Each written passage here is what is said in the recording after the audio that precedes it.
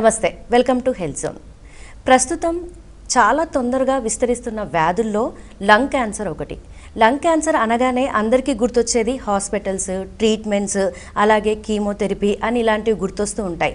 అసలు lung cancer రాకుండా ఉండాలంటే ఏం చేయాలి, దీనికి లక్షణాలు ఏంటి, ఎలాంటి కేర్ తీసుకోవాలి, ఈరోజు ఎపిసోడ్లో తెలుసుకుందాం.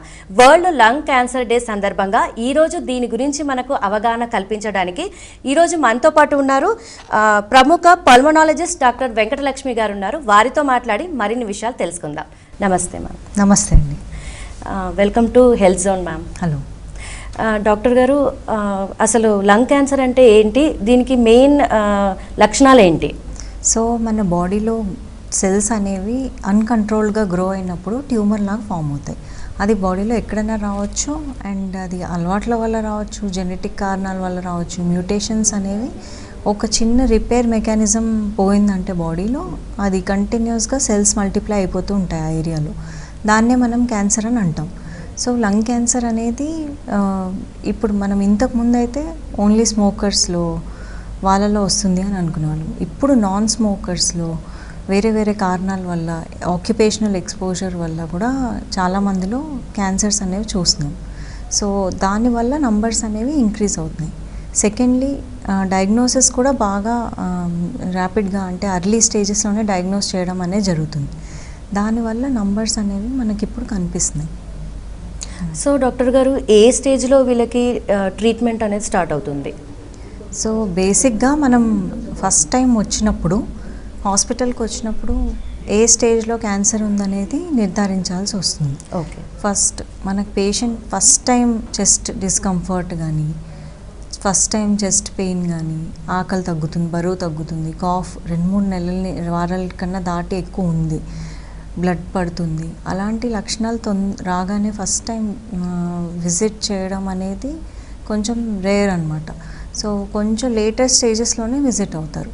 అర్లీగా విజిట్ అయ్యి చాలా స్మాల్ సైజ్లో ఉన్నప్పుడు, తక్కువ స్టేజ్లో ఉన్నప్పుడు, స్టేజ్ 1లో ఉన్నప్పుడు ట్రీట్మెంట్ ఈజీగా అవుతుంది, అండ్ మనం దానికి మంచి రిజల్ట్స్ ఇవ్వగలుగుతాం. అది స్టేజ్ పెరిగే కొద్దీ, అంటే ఒక బ్రాంకస్ ఇన్వాల్వ్ అయ్యి దానివల్ల బ్లడ్ కూడా పడుతుంది అన్నప్పుడు సైజ్ ఎక్కువ ఉన్నట్టు, అది స్ప్రెడ్ అవ్వచ్చు కూడా, బ్లడ్లో స్ప్రెడ్ అవ్వచ్చు, లింఫ్ నోడ్స్ ద్వారా స్ప్రెడ్ అవ్వచ్చు, ఇంకా ఆపోజిట్ లంగ్స్కి స్ప్రెడ్ అవ్వచ్చు, బాడీలో వేరే పార్ట్స్కి స్ప్రెడ్ అయినప్పుడు స్టేజ్ 4 అంటాం.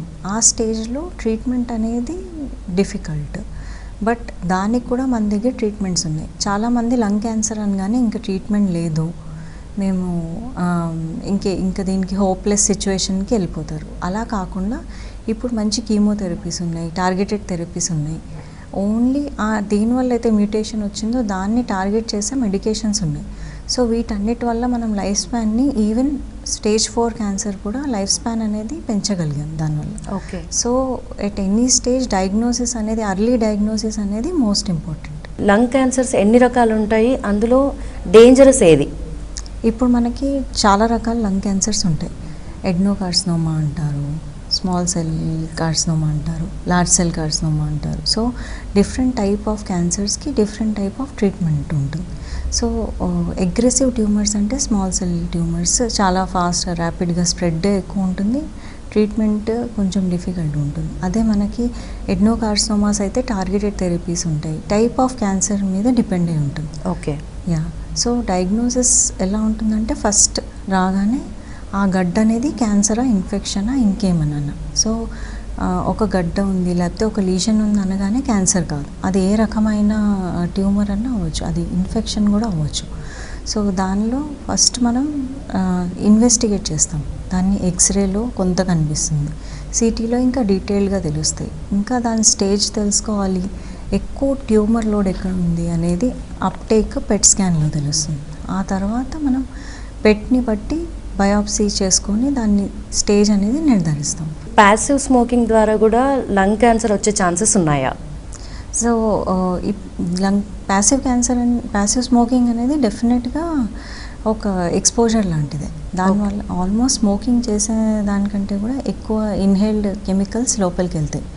Once smoke particles, inhaled particles లోపలికి వెళ్ళినప్పుడు అవి మ్యూటేషన్స్ కాజ్ చేయొచ్చు, అండ్ దానివల్ల వన్ ఆఫ్ ద ఇటియాలజీ అవ్వచ్చు, అది క్యాన్సర్ కాజింగ్. దాంతోపాటు పొల్యూషన్స్, ఇండోర్ అవుట్డోర్ పొల్యూషన్స్, ఇప్పుడు మనం పీల్చుకునే గాలి కూడా పాయిజనస్గా ఉంటుందన్నమాట. అంత హై పొల్యూషన్ లెవెల్స్ సిటీస్లో చూస్తున్నాం. సో ప్యాకేజ్డ్ ఫుడ్, వీటిలో ఉన్న ప్రిజర్వేటివ్స్, మైక్రో ప్లాస్టిక్స్ అంటాం. అంటే హీట్ ప్లాస్టిక్స్కి తగిలినప్పుడు, నాన్ స్టిక్ ఫుడ్ దానికి తగిలినప్పుడు, కోట్ లేయర్కి తగిలి అది మెల్ట్ అయినప్పుడు మెనీ కార్సినోజన్స్ రిలీజ్ అవుతాయి మన ఫుడ్, తినే ఫుడ్లో కానీ, టీ, కాఫీ ఇలా ఎనీ అంటే వేడిగా ఉన్న మెటీరియల్ ఏదైనా టచ్ అవుతే దానికి వ్యాక్స్ కోటింగ్ ఉంటుంది పేపర్ గ్లాసెస్కి వాటికి. అది లీక్ అయ్యి దానిలో మైక్రో ప్లాస్టిక్స్ కూడా మనకి మాలిగ్నెన్సీ అంటే క్యాన్సర్కి ఇటియాలజీ అన్నట్టు తెలిసిందనమాట. ఓకే. సో అవన్నీ అవాయిడ్ చేయాలి స్ట్రిక్ట్లీ. సో డాక్టర్ గారు, చిన్నపిల్లల్లో కూడా మనం లంగ్ క్యాన్సర్ వచ్చే ఛాన్సెస్ ఉన్నాయా, చూస్తామా? సో చిన్నపిల్లల్లో, యంగ్ ఫీమేల్స్లో, నాన్ స్మోకర్స్లో కూడా ఇప్పుడు లంగ్ క్యాన్సర్స్ చూస్తున్నాం మనం. ఓకే. అంటే ఏ అలవాట్లు లేని వాళ్ళు, just without any occupational exposure కానీ, ఇంపార్టెంట్ రిస్క్ ఫ్యాక్టర్స్ లేని వాళ్ళలో, ఈవెన్ ఫ్యామిలీ హిస్టరీ కూడా క్యాన్సర్లో ఇంపార్టెంట్. ఫ్యామిలీస్లో కూడా రన్ అవుతూ ఉంటుంది. అలాగే మనకి జెనెటిక్ మ్యూటేషన్స్ అనేవి ఎవరిలో అన్నా జరగవచ్చు, ఎనీ బాడీ పార్ట్లో జరగవచ్చు. సో వాటి వల్ల కూడా క్యాన్సర్స్ యంగర్ ఏజ్ గ్రూప్లో ఇప్పుడు చూస్తున్నాం మనం. ఫ్యాక్టరీస్లో పనిచేసే వాళ్ళు ఉంటారు, కెమికల్స్ దానివల్ల, అది తీసుకోవడం వల్ల, పీల్చుకోవడం వల్ల కూడా వస్తుందా? అవును, అది ఇప్పుడు కొన్ని కెమికల్స్ ఉంటాయి, అవి particularly carcinogens and known chemicals. ఆ ఫ్యూమ్స్లో వచ్చే లోపల ఇన్హేల్ చేసుకునే గ్యాసెస్లో వల్ల కూడా మ్యూటేషన్స్ అనేవి జరుగుతాయి, చేంజెస్ అవుతాయి. లాంగ్ టర్మ్లో క్యాన్సర్ వచ్చే రిస్క్ ఉంటుంది. సో ఆల్ ద ఫ్యాక్టరీస్ ఇవన్నీ సేఫ్టీ ప్రికాషన్స్ డెఫినెట్గా తీసుకోవాలి. ఇంకా ఎక్కువ ఎక్స్పోజర్ ఉన్న వాళ్ళు ఈ రెస్పిరేటర్స్ వాడచ్చు. ఈవెన్ ఫ్యాక్టరీస్ కూడా అవి ఎలిమినేషన్ చేయడానికి మెజర్స్ తీసుకుంటూ ఉండాలి. వాటికి సర్క్యులేషన్ ప్రాపర్గా ఉండాలి, అది ఎగ్జిట్ రూట్స్ అనేవి ప్రాపర్గా ఉండాలి. సో డాక్టర్ గారు, సేఫ్టీ ప్రికాషన్స్ అంటే ఏం తీసుకోవాలి వాళ్ళు?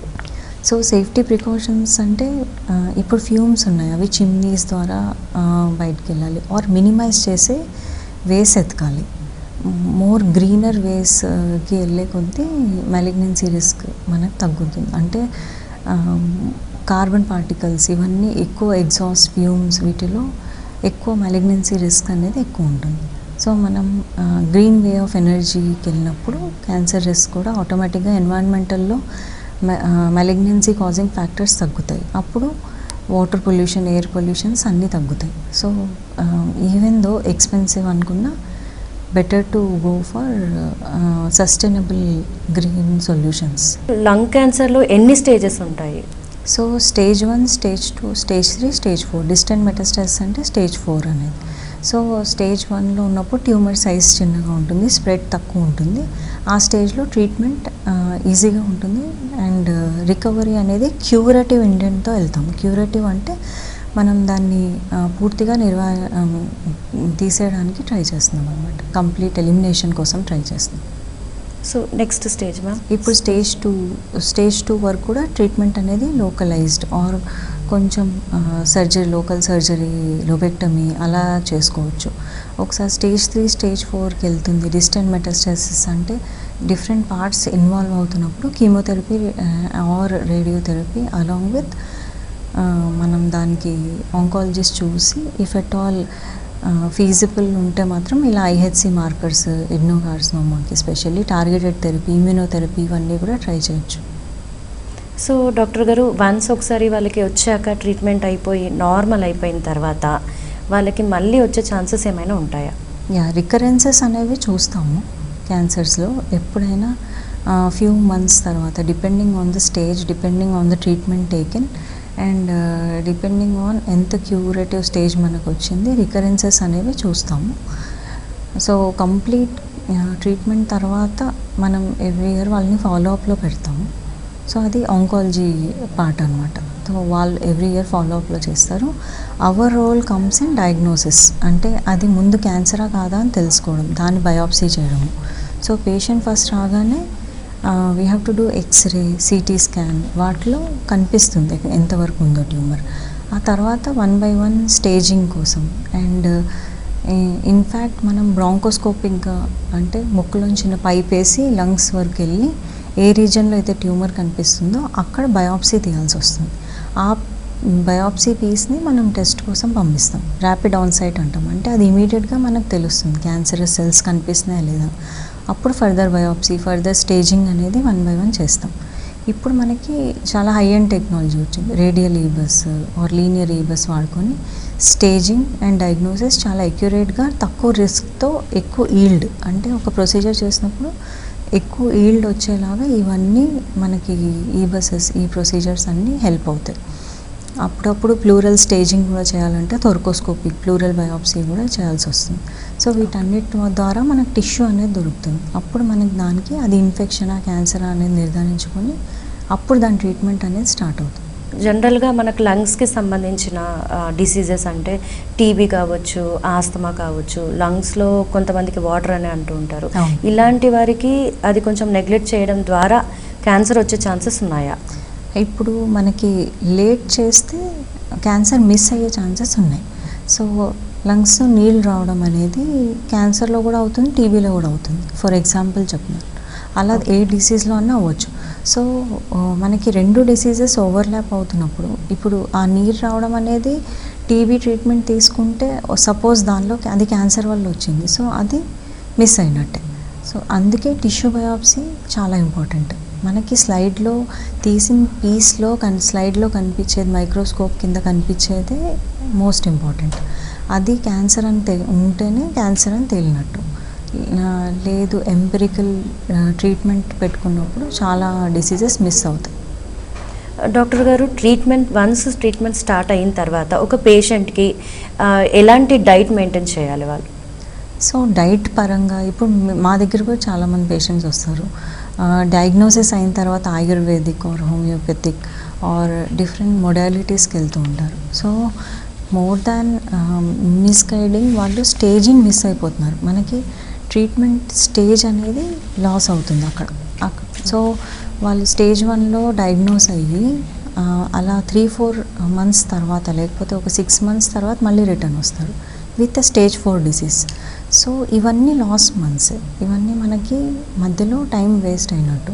So instead of focusing on అంటే ఇవన్నీ అంత ఇన్ఫ్లుయెన్స్ చేయవు. Diet has a role. అంటే రెగ్యులర్ మంచి ఫ్యామిలీ సపోర్ట్, సోషల్ సపోర్ట్, ఇవన్నీ చాలా important, agreed. But most important is treatment తర్వాత ఇవన్నీ. సో ట్రీట్మెంట్ని నెగ్లెక్ట్ చేసి ఇఫ్ యూఆర్ గోయింగ్ ఫర్ ఇలా డిఫరెంట్ థెరపీస్కి వెళ్ళినప్పుడు వీఆర్ లూజింగ్ దీస్ మంత్స్ అనమాట. మధ్యలో ఈ మంత్స్ అన్నీ మనకి లోపల పెరిగిపోతున్నట్టు. ఒక క్యూరబుల్ ట్రీటబుల్ స్టేజ్ ఉన్నప్పుడు చేసుకోవాల్సింది లేట్ స్టేజెస్లో మనం కూడా ఏం చేయలేము. డాక్టర్ గారు, వాటర్ విషయానికి వస్తే వాళ్ళు లిమిట్గా తీసుకోవాలని ఏమైనా ఉంటుందా? లేదండి, they can take adequate. Unless kidney disease ఏమైనా ఉన్న వాళ్ళకి వాటర్ రెస్ట్రిక్షన్, హార్ట్ డిసీజ్ ఉన్న వాళ్ళకి యూజువల్గా వాటర్ రెస్ట్రిక్షన్ చెప్తాం, otherwise no restriction. Okay doctor గారు, స్మోకింగ్ వల్ల వచ్చిన వాళ్ళకి, లంగ్ క్యాన్సర్ స్మోకింగ్ వల్ల వచ్చిన వాళ్ళకి ట్రీట్మెంట్ అయిపోయాక వాళ్ళు కోలుకున్నాక మళ్ళీ స్మోకింగ్ చేయడం వల్ల ఏమన్నా వాళ్ళకి డేంజరస్ ఉంటుందా? సో స్మోకింగ్ అనేది ఓవరాల్ ఇట్ టేక్స్ 10 years. ఇప్పుడు మనకి స్మోకర్స్కి ఉన్న రిస్క్కి నాన్ స్మోకర్స్కి ఉన్న పాపులేషన్ రిస్క్కి క్యాన్సర్ రిస్క్ అనేది 10 times ఉంటుందన్నమాట. సో మనం ఓవర్ 10 years ఆ రిస్క్ని తగ్గించుకోగలం. స్మోకింగ్ మానేస్తే ఇప్పటి నుంచి in 10 years body May recover to a stage of a non smoker. అంటే హార్ట్ పరంగా, లంగ్స్ పరంగా, ఈవెన్ ఎథిరోస్క్లెరోసిస్ అంటారు, అంటే ప్లాక్స్ ఫామ్ అవుతాయి మన బ్లడ్ వెజల్స్లో. అది హార్ట్లో ఫామ్ అయితే హార్ట్ అటాక్, స్ట్రోక్, బ్రెయిన్లో అయితే స్ట్రోక్, అదే కాళ్ళల్లో ఇలా అయితే క్లాడికేషన్ పెయిన్, కాళ్ళ నొప్పులు ఇలా వస్తూ ఉంటాయి. సో ఏ వెజల్ చోక్ అయితే ఆ వెజల్లో మనకు సిమ్టమ్స్ అనేవి స్టార్ట్ అవుతాయి. సో ఇవన్నీ మెల్లిమెల్లిగా న్యూట్రలైజ్ అవుతాయి ఓవర్ ఫ్యూ ఇయర్స్. మానేసి హెల్దీ లైఫ్ స్టైల్ని అడాప్ట్ చేసుకొని సో మనకి ఇఫ్ ఎట్ ఆల్ మానేయకపోతే మాత్రం దెర్ ఇస్ హార్డ్లీ అంటే మనం ఎవ్రీ ఇయర్ ఆ రిస్క్ పెంచుకుంటున్నట్టే. అంటే జనరల్ పాపులేషన్కి 1 chances of getting risk according to ఆ జియోగ్రఫీ అవన్నీ చూస్తే ఈ స్మోకర్ అనే అతనికి 10 times ఎక్కువ రిస్క్ ఉంటుంది క్యాన్సర్ రావడానికి. ఇప్పుడు నాన్ స్మోకర్స్కి క్యాన్సర్ రాదని కాదు, వాళ్ళకు కూడా రావచ్చు, కానీ ఛాన్సెస్ ఆర్ లెస్. ఓకే. మనం ఈ స్మోకింగ్, ఈ బ్యాడ్ హ్యాబిట్స్, ఈవెన్ వేపింగ్, ఇప్పుడు స్మోకింగ్కి వేపింగ్ ఈజ్ ఏమంటారు ఆల్టర్నేటివ్ ఆర్ లెస్ హార్మ్ఫుల్ అని అనుకుంటారు చాలామంది. కానీ వేపింగ్ వల్ల లంగ్ ఫైబ్రోసిస్ చూస్తున్నాం, మెనీ అంటే లంగ్ అసోసియేటెడ్ డిసీజెస్ చూస్తున్నాం, ఎక్యూట్ లంగ్ ఇంజురీస్ చూస్తున్నాము. సో వేపింగ్ వల్ల దాని ఓన్ డేంజర్స్ ఉన్నాయి. లంగ్ క్యాన్సర్ ఒక ఎత్తు అయితే ఈ ఫైబ్రోసిస్ అనేది ఇంకో టైప్ ఆఫ్ రెస్పిరేటరీ ఫెయిల్యూర్ అంతే. సో అదేమి సబ్స్టిట్యూట్ కాదు, ఒక బెటర్ ఆప్షన్ అని కూడా కాదు, it's just another type of poison అంతే. ఈ లంగ్ క్యాన్సర్ అనేది వంశపారపర్యంగా కూడా వస్తుందా? వంశపారపర్యంగా జెనెటిక్ కాజెస్ వల్ల కూడా లంగ్ క్యాన్సర్ అనేది రావచ్చు. అలాంటి వాళ్ళు ఎలాంటి కేర్ తీసుకోవాలి? ముందే స్క్రీనింగ్ చేసుకోవచ్చు. ఎస్పెషలీ కొన్ని క్యాన్సర్స్కి మనం ఫ్యామిలీ స్క్రీనింగ్స్ చెప్తాము. అలా రెగ్యులర్ చెకప్ అయినా సిమ్టమ్స్ వస్తే తొందరగా చూపించుకోవడం అనేది చేయించుకోవచ్చు. కొన్ని మనకు జెనెటిక్ టెస్ట్ కూడా వచ్చాయి ఇప్పుడు, అవి కూడా చేసుకోవచ్చు. స్క్రీనింగ్ అంటే ఎన్ని డేస్కి ఒకసారి వాళ్ళకి చేయాల్సి వస్తుంది? సో ఏమైనా సిమ్టమ్స్ ఉన్నప్పుడు వీ స్క్రీన్ దెమ్ అంతే. ఓకే. యా, ఇప్పుడు మనకు ఒక ఏజ్ దాటిన తర్వాత we can do 5 yearly screening, ఒక 35, 40 years, 50 years వాళ్ళకి. సో ఎలాంటి సిమ్టమ్స్ కనిపించినప్పుడు ఇమీడియట్గా డాక్టర్ని కన్సల్ట్ చేయాలి? So first of all cough more than 2 weeks, any lung infections, even TB, వీటికి కూడా కాఫ్ మోర్ దాన్ 2 weeks అనేది హై రిస్క్. సో ఫస్ట్ ఎందుకు వస్తుందనే చూడాలి. సపోజ్ దాంతోపాటు బ్లడ్ పడుతుంది, ఫీవర్ వస్తుంది, చెస్ట్ పెయిన్, వెయిట్ లాస్, ఇవన్నీ ఇంపార్టెంట్ సైన్స్. ఇవి నెగ్లెక్ట్ చేయకుండా ఇమీడియట్లీ హాస్పిటల్కి అనేది వెళ్ళాల్సి వస్తుంది. జనరల్గా ఎవరెవరు లంగ్ క్యాన్సర్కి సంబంధించి స్క్రీనింగ్ తీయించుకోవాలి? ఇన్ జనరల్ మనం ఆక్యుపేషనల్ రిలేటెడ్ డిసీజెస్ వాళ్ళకి స్క్రీనింగ్ చేస్తూ ఉంటాం. అంటే వాళ్ళ లంగ్ ఫంక్షన్ చేస్తుంటాం, ఎక్స్రేస్ చేస్తూ ఉంటాము, ఫ్యాక్టరీస్లో, కెమికల్స్, మైన్స్లో పనిచేసే వాళ్ళకి రెగ్యులర్గా చేస్తూ ఉంటాం. డాక్టర్ గారు, విమెన్లో కూడా వస్తూ ఉంటాయా? దేనివల్ల ఉమెన్కి కూడా లంగ్ క్యాన్సర్ వస్తూ ఉంటుంది? ఇప్పుడు ఇటియాలజీ పరంగా మనం చూసుకున్నవి స్మోకింగ్, బయోమాస్ ఫ్యూయల్ అంటారు. అంటే ఇంట్లో ఇంతకుముందు కట్ల పొయ్యి అలా వాడేవాళ్ళు, ఆ ఎక్స్పోజర్ వల్ల వస్తుంది. ప్యాసివ్ స్మోకింగ్ వల్ల వస్తుంది. చాలామంది women have started to smoke, so దానివల్ల వస్తుంది. అండ్ మోర్ ఇంపార్టెంట్లీ ఇప్పుడు కొన్ని కెమికల్స్, కొన్ని makeup related products, talcum products, వాటి వల్ల కూడా ఎటియాలజీ ఉన్నట్టు we're seeing slowly studies are being published. So ఎలాంటి కేర్ తీసుకోవాలి మ్యామ్? ముందే వాళ్ళు ఇలాంటివి జాగ్రత్త పడాలి అంటే ఎలాంటి కేర్ తీసుకోవాలి? Any type of cancer minimize చేయడానికి first of all chemicals and processed food usage of chemicals అనేవి మినిమైజ్ చేసుకొని అండ్ రెగ్యులర్ హైజీన్ ఫాలో అయ్యి regular universal healthy habits, healthy eating. అంటే చాలా స్మోక్డ్ ప్రోడక్ట్స్ తినడం వల్ల కూడా కొన్ని కంట్రీస్లో క్యాన్సర్ రిస్క్ అనేది హై ఉంటుంది.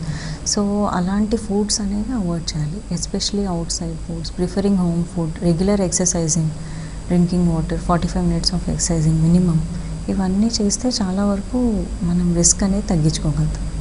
హెల్దీ ఈటింగ్ అన్నారు కదా మ్యామ్, హెల్దీ ఈటింగ్ అంటే ఎలాంటి డైట్? సో వెజిటేబుల్స్, ఫ్రూట్స్ అనేవి ఎక్కువ ఇన్వాల్వ్ చేసుకోవాలి, sprouts, any type of protein intake పెంచుకుంటూ కార్బోహైడ్రేట్స్ కొంచెం తగ్గించి deep fried and sweets especially avoid చేస్తూ ఉండాలి. ఓకే డాక్టర్ గారు, యోగా, బ్రీతింగ్ ఎక్సర్సైజెస్ ఇవి వాళ్ళకి ఎంతవరకు హెల్ప్ చేస్తాయి? Definitely yoga, any type of exercise, any type of yoga will definitely mental health and physical health రెండింటినీ బెనిఫిట్ చేస్తుంది. So it is very beneficial for anyone. So doctor గారు, లిక్విడ్ విషయానికి వస్తే లంగ్స్కి సంబంధించిన కాబట్టి లిక్విడ్స్లో ఏవి తగ్గించాలి అంటే ఏది తగ్గించాలి వాళ్ళు? లిక్విడ్స్లో అలా ఏం లేదు స్పెసిఫిక్గా. అంటే కోకోనట్ వాటర్ వాళ్ళు తాగొచ్చా? తాగొచ్చు. ఓకే. ఇవన్నీ బేసిక్గా ఫుడ్ ఫ్యాట్స్. అంటే ఇది తింటే జలుబు వస్తుంది, లేకపోతే ఆస్తమా ట్రిగర్ అవుతుంది, ఆర్ ఎనీ పెరుగు ప్రోడక్ట్స్ అలా తింటే, కొన్ని కూరగాయలు తింటే తొందరగా నాకు లోపల ఫ్లెమ్ పడుతుంది, ఇవన్నీ అన్రిలేటెడ్ అనమాట. If at all strong suspicion of allergy ఉంటే we can test for food allergy based. దేనిలో మనకి ఫుల్ ఎలర్జీ ప్యానెల్ అని ఉంటుంది, skin prick test. So veg, non veg, environmental, drugs, ఇలా 4 కేటగిరీస్లో we can test everything. If you are strongly allergic to something అప్పుడు మానేయచ్చు ఆ ప్రోడక్ట్ అనేది. అదర్వైజ్ అవుట్ రైట్గా ఇది తింటే ఇలా అవుతుంది అనేది మాత్రం కరెక్ట్ కాదు. కోల్డ్ చల్లగా ఉన్నాయి కూడా తినొచ్చు. కొందరు పేషెంట్స్కి స్ట్రాంగ్ గట్ ఫీల్ ఉంటుంది. ఈ కోల్డ్ థింగ్స్ తింటే నాకు ఇమీడియట్గా ట్రిగర్ అవుతుంది. లేకపోతే in general also cold air and cold water, especially ఫ్రిడ్జ్లోంచి డైరెక్ట్గా తీసి ఇమీడియట్గా తీసుకునేవి, they are known to trigger asthma and sinusitis also. So ఇవి డెఫినెట్గా అవాయిడ్ చేయాలి. AC temperature should be minimised 25-26లో పెట్టుకోవాలి. సో ఇది కాకుండా సమ్ టైమ్స్ నాకు వంకాయ తింటే డెఫినెట్గా ఎలర్జీ వస్తుంది ఆ రోజు, లేకపోతే ఆ రోజు నాకు బ్రీతింగ్ డిఫికల్టీ వస్తుంది. డెఫినెట్గా అవి కూడా అబ్జర్వ్ చేస్తూ ఉండాలి. If at all immediate reactions వస్తున్నాయి, లైక్ మష్రూమ్ ఎలర్జీస్ ఉంటాయి, ఇమీడియట్గా స్కిన్ అంతా ర్యాష్ వస్తుంది, అలాంటివి ఏమైనా ఉంటే we can go for either avoidance or desensitisation, depending on type. ఏది మొత్తం కంప్లీట్గా అవాయిడ్ చేయగలమా, లేకపోతే దాన్ని మెల్లిమెల్లిగా బాడీలో డీసెన్సిటైజ్ చేసి ఎలర్జీ అనేది తగ్గించడానికి ట్రై చేయాలా అనేది వీ కెన్ ట్రై. డాక్టర్ గారు, లంగ్ క్యాన్సర్కి సంబంధించి ట్రీట్మెంట్ విషయానికి వస్తే వాళ్ళకి ఎన్ని రోజులు పడుతుంది ట్రీట్మెంట్ మొత్తం? So depending on type of cancer and stage of cancer అది ఎన్ని రోజులైనా పట్టవచ్చు. అండ్ కంటిన్యూస్ ట్రీట్మెంట్ కూడా ఆన్గోయింగ్ ఉండొచ్చు. చాలామందికి ఇప్పుడు టార్గెటెడ్ థెరపీస్ లైఫ్ లాంగ్ ఇస్తాము. సో మెడికేషన్ విషయానికి వస్తే వాళ్ళు లైఫ్ లాంగ్ తీసుకోవాలి. లైఫ్ లాంగ్ తీసుకోవాలి. కొందరికి సపోజ్ ఇందాక మనం చూసాం సర్జికల్గా ట్రీట్ అయిన వాళ్ళకైతే జస్ట్ ఫాలో అప్ సరిపోతాయి. ఓకే. సో వన్స్ వాళ్ళకి సర్జరీ వరకు వచ్చిన తర్వాత నెక్స్ట్ వాళ్ళు తీసుకోవాల్సిన కేర్ ఏంటి?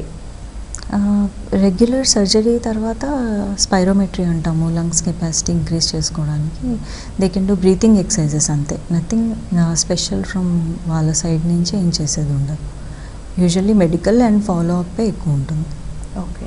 డాక్టర్ గారు, వన్స్ వాళ్ళకి ట్రీట్మెంట్ అయిపోయిన తర్వాత నార్మల్ లైఫ్ లీడ్ చేయగలుగుతారా?